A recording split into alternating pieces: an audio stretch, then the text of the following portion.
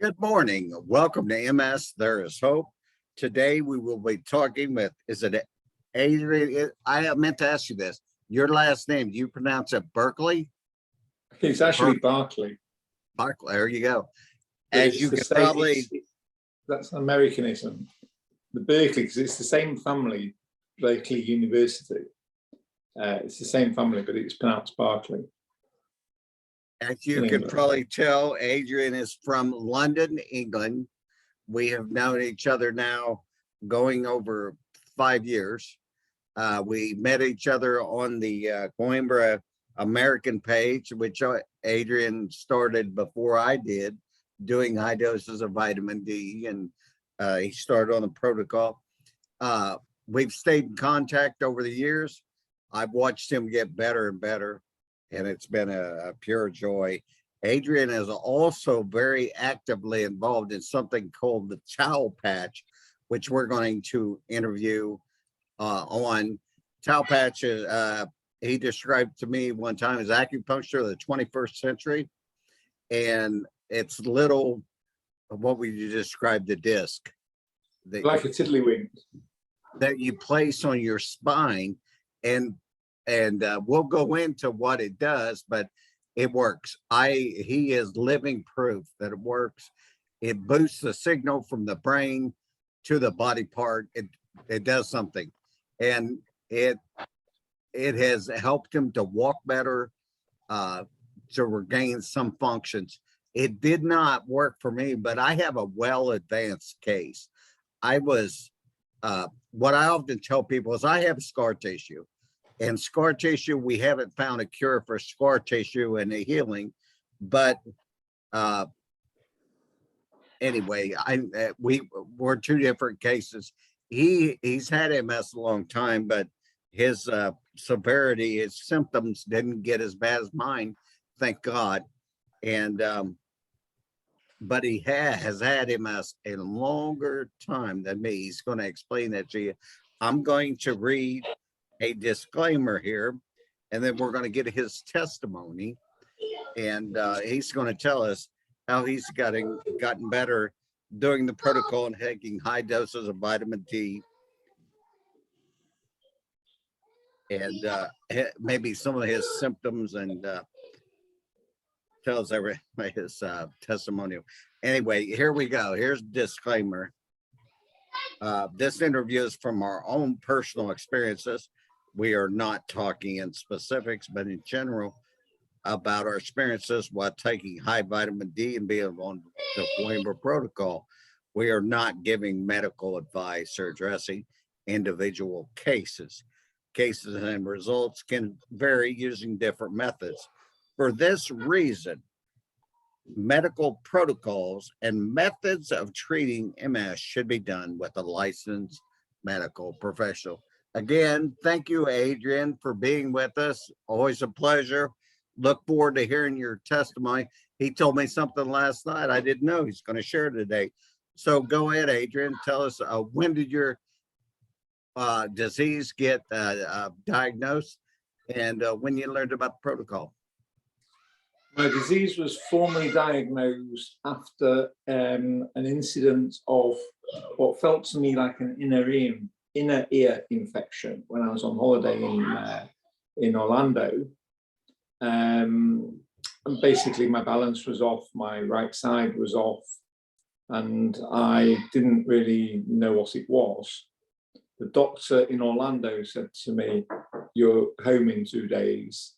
Phone up and make an appointment with your GP, with your general doctor." I went to see him in the morning, and he said, "Go and see a neurologist that afternoon, urgently." I was extremely fortunate. I don't know how it managed to happen, but I ended up seeing Dr. Shepherd, who was the leading neurologist dealing with MS in the UK at that time. And I went to see him, and he did some general tests in the office with me, strength tests and reaction tests, things like that. Then said to me, "Right, you've either got MS, or you've had a stroke, or you've got a brain tumor. How old were you at this time? How old was I? I was 21. He sent me down with an MRI. At that time, there was only one MRI in the country. So I went for the MRI, and then I had to wait for his review of that. When I went to see him, he said, right, it's definitely MS. And I asked him, well, what would he do if he had MS? And he said to me, I wouldn't do anything. I would just continue eating healthily. I would not get involved in any diets or anything, because nothing will work no matter what you try. And he warned me against getting involved with beasting or other sorts of things like that. And he said to me, the only thing I would do is I would take evening primrose oil. So I did. I took a lot of that. And he said to me, my progression is likely to be that I will be in a wheelchair by the time I'm 30. So another 13 years.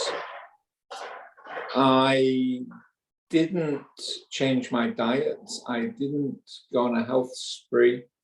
I didn't do anything to counteract the MS at all.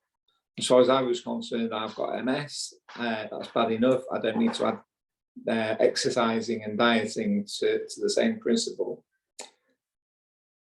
And slowly, over the years, I got worse and worse. What was very interesting is when I looked back in my medical notes at my GP, in my general practice, I saw a note from when I was 17. I went to see my doctor with a sort of shingles pain in my body. And he wrote in the notes, MS question mark. So he generally diagnosed this at 17. And that sort of tied in because at just 17, I had glandular fever very, very badly. I ended up in intensive care. And we know that one of the ways in which MS can infect the body is with one of these children's diseases like glandular fever, measles, chickenpox, things like that. So that sort of fitted in with me. But what was interesting is 30 years came and went. I was all right. I had mild symptoms all the time. 30 years. When I was 30, so I was 13 years. 13 years. So came and went. I wasn't in a wheelchair. And so then 20 years of me having MS came and went. I wasn't in a wheelchair. I was walking not very well. I wasn't using a stick. And then things started to go downhill for me stress-wise. And for me, and probably for everybody else, but I'm not referring to anybody else, I'm just referring to myself, emotional stress is a killer. It knocks me flat. 99% of people who get MS usually are under stress or have been under stress. And that's either what triggered their symptoms or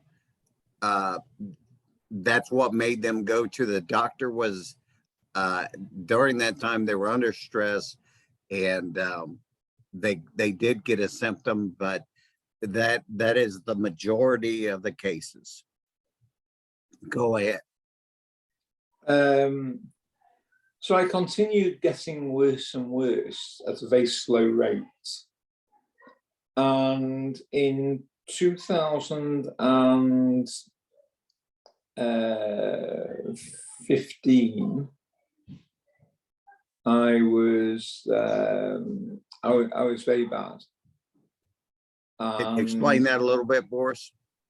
I was very bad in the sense of I was starting to require using 2 sticks and occasional use of an electric wheelchair. Things had got bad.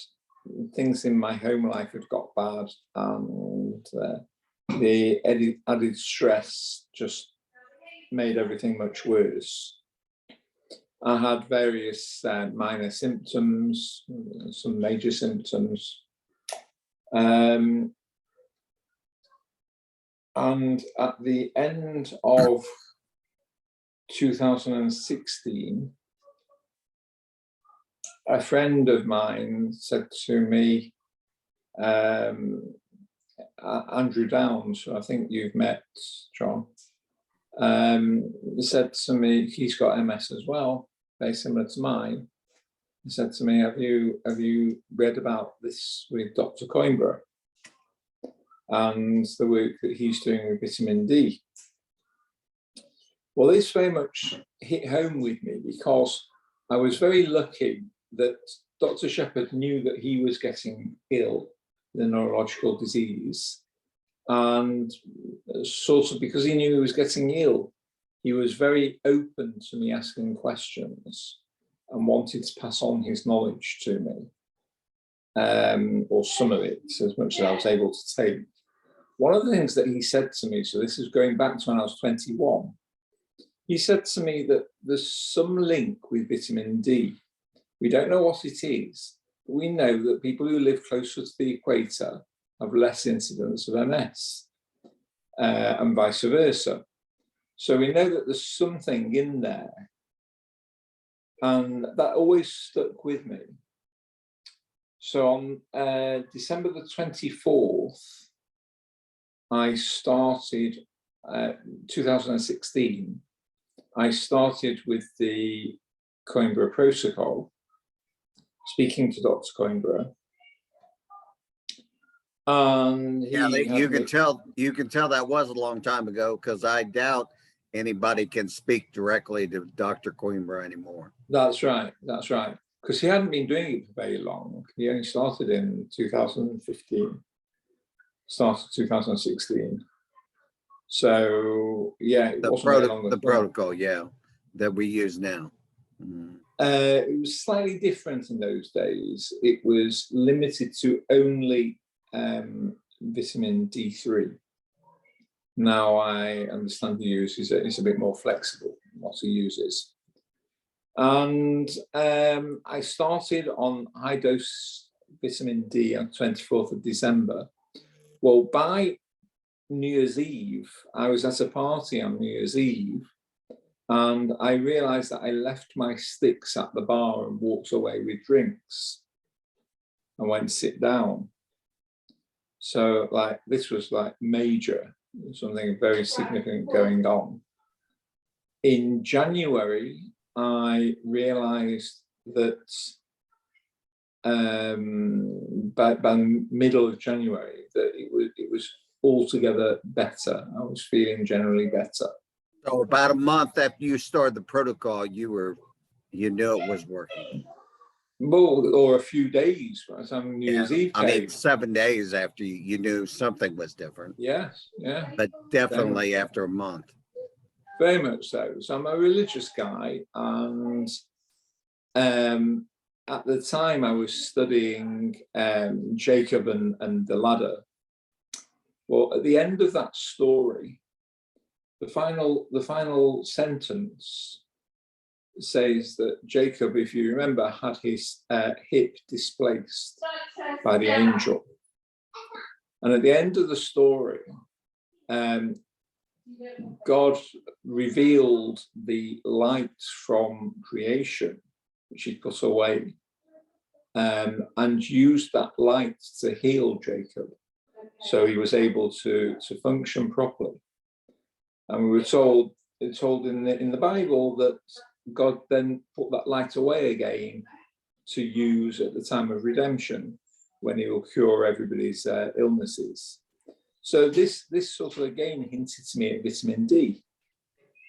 Obviously, vitamin D3 is only sunlight. And if that is able to bring Jacob's walking back to the way it should be, and it was helping me, it was significant. You know, if you're using 2 sticks and then to realize you've left your sticks and walked away. There's something I want to point out while we're on the subject. He was talking about how doctors know there's a correlation between sunshine and MS, because people who live on the equator, there's fewer incidents of MS. As you move away from the equator, there's more. What they have found that makes this so significant is people on the equator still get MS. Why? Well, that's how they found, they tied that into vitamin D, was their bodies, for some reason, that's what we're studying now. They do not absorb the vitamin D. Or Therefore, convert it, even if they do absorb convert it. Exactly. That's a better way of putting it. They absorb the D, but their body doesn't convert it. So it's not in their body able to fight the intruder, which is there's a great way of understanding that. If you're the sort of person who goes away on holiday and sits by the pool all day and feels fantastic at the end of the day, then that means that you're able to convert vitamin D, and you're probably not getting enough of it. If you do an hour by the pool and you feel absolutely terrible, then you know you're not able to convert vitamin D. So that becomes a separate problem. You can put as much as you want of it into you. If you're not able to make use of it, you're not able to convert it. Exactly. It's not going to help. So by April, significantly, I was out of pain. I had some very significant pain. Most notably, I felt like somebody was stood behind me, sticking me in the left shoulder with an ice pick, which was put down eventually to MS, because they tried everything else. And MS is one of those things which there's no test for MS. People think, oh, I'm going to have an MRI and I'll have a diagnosis and whatever. No, it's absolute rubbish. There is no test for MS at all. In actual fact, there is a test, but the only way you can have it is part of an autopsy. Most people don't want to go there just to have a test. So the way it works is your doctor, or your specialist, or your neurologist, or whatever he is, works as a detective. And he gathers all the information that he can gather together. So blood tests, X-rays, MRIs, history, examinations, things like that, and comes to a conclusion for himself that says, yes, this is MS. And he then tells you, right, you've got MS. But it is so inaccurate, and so many people are wrongly diagnosed. Either they have MS or that they haven't MS. And it's a major problem.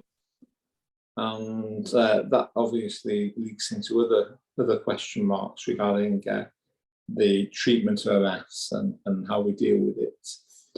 But it was significant for me, because by April, by the end of January, I was dancing at a bar mitzvah. So it's very hectic dancing. And I was able to do, not a lot of it, but I was able to do 10 minutes of it at a time and really enjoy myself. That was the end of April.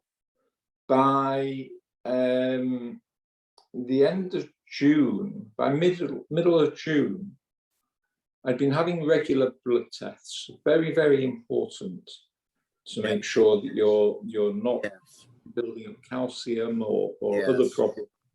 Absolutely vital. So you have that's why on the protocol you have to work with the doctor and do your blood work and drink the water so that your calcium does not exceed the limits. Go ahead, Adrian. Sorry. So working with a doctor, I was lucky that my own doctor said to me, look, this high dose vitamin D is not something I can recommend. It's very bad for you. It's very much a concern for me. But if you are going to do it, I'm happy to do the tests for you to look after you. Oh, that was big. So that was significant for me. And he did every month, and I still now have every month tests. Every month? Every month. Wow. That's good. Every month I have just a basic serum calcium test. I do once a year now. My calcium is fine, but I just got my results back the other day, and I hadn't checked it in a year, and it was fine, well within limits. So I've been having at this stage PTH tests. I don't have PTH tests anymore because I'll explain why in a second, but they're very expensive tests, whereas serum calcium is pennies. So a PTH test is over £100. So that's a lot of money. It costs the NHS costs a lot, so quite a lot of time and energy and money. So I stopped having PTH tests a long time ago. But the serum calcium, so by June, middle of June, I had my test, and I found out my PTH had come down from 68 when I started the protocol. And I knew the significance of PTH and the symptoms of MS and how it makes everything worse. Very interesting. If you turn up at a hospital unconscious and can't explain what's wrong with you, one of the tests that they do is a blood test, and they measure PTH, because if it comes back at 68, they know that we're dealing with an autoimmune system problem as well. So I realized the importance of that. But by the June, middle of June, my PTH level had come down from 68 to 0.9. Oh my. So the definition that Dr. Coimbra told me is that once you take your PTH level down below 1, you are formally in remission. And true to form, I had never had another symptom of MS, in the sense of I've never had an attack of MS. I've still got MS. Let me interject one thing again. This is why we work with doctors, because he's given numbers here, okay? One thing you need to know is if your PTH goes to 0, which it can, it will probably go back up on its own. But or you'll die. When you get to 0, if you would keep it at 0, your body has to have calcium. It will start drawing calcium from your bones. This is what can cause osteoporosis, or if you already got it, it's going to make it even worse. So this is why we work with a doctor. Now, his PTH number was below 1. Mine was 12. So go ahead, Adrian. Right. So 0.9%, what I did then is slowed down on the use of my vitamin D3 and brought it down to much, much lower levels. And slowly my PTH went up, and it went up to about 16.8, and that was felt suitable. Ideally, your PTH needs to be around 12 to 20. Anything outside that is a problem.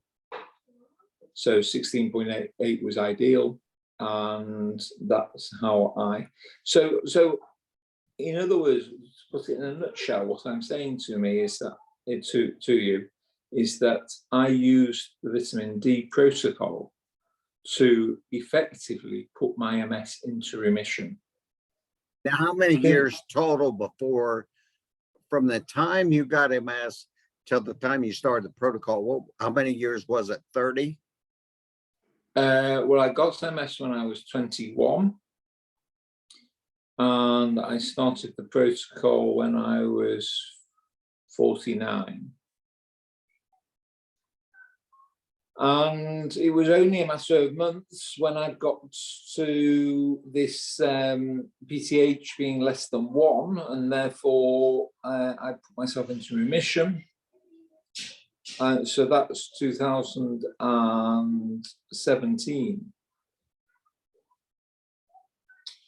Now, what happened from then onwards is interesting, because from then onwards, although I didn't have any attacks as such, I never had any flare-ups as such, my body was getting weaker and weaker. My muscle tone, my ability to function was all getting worse. Listen, I'm going to have to interrupt you because we're running out of time. We're going to have to do 2 parts. So we're going to end this part and then we're going to start part 2. Hold that thought, and we're going to start part 2. And also, people, in part 2, I'll probably ask him about the towel patch, which he's a representative for that company now. And it, like I said, it has worked wonders for him. He started it after he finished getting better on the vitamin D. This was, you know, and I tell people, in addition to doing the protocol, after you're finished with that, sometimes there are things you could do, whether it be diet or exercise or whether that can improve your health. And so, but we're going to touch on that. But I'm going to end this right now, Adrian, and we'll start back up right. What's that? Okay. All right. This is part 1, people.